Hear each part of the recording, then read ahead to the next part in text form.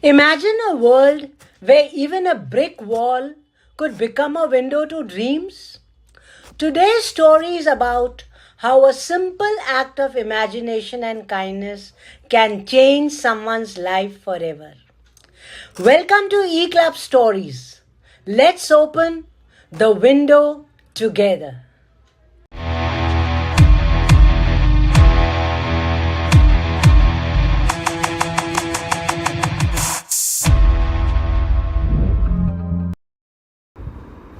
In a quiet hospital room, two old men share a ward. One man, Arun, is paralyzed from the waist down after an accident. The other, Mr. Bose, is older and weak, but can sit up once a day to look out of the window beside his bed. Each afternoon, Mr. Bose describes the world outside to Arun. The park across the street, lovers walking hand in hand, children flying kites, the man who feeds birds every morning, the girl in yellow who dances when it rains. Arun lives for those descriptions. Though he can't move, his mind begins to travel, to smile, to hope. This becomes their daily ritual. Arun asks questions. Did the ducks come back today? Is the ice cream vendor still there?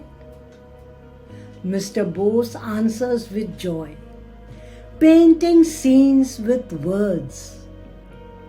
Arun begins to sleep better, speak softer, even laugh. But one night, Mr. Bose dies quietly in his sleep. The next morning, nurses shift Arun to the bed by the window. He's excited.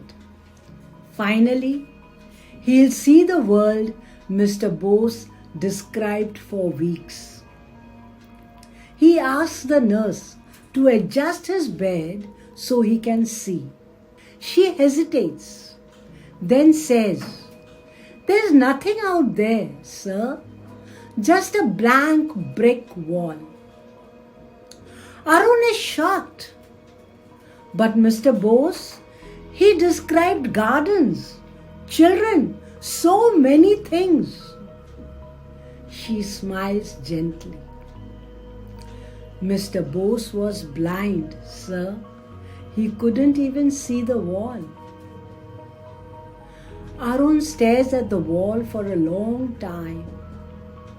Then, slowly, he smiles. Mr. Bose gave him something much more than a view. He gave him hope.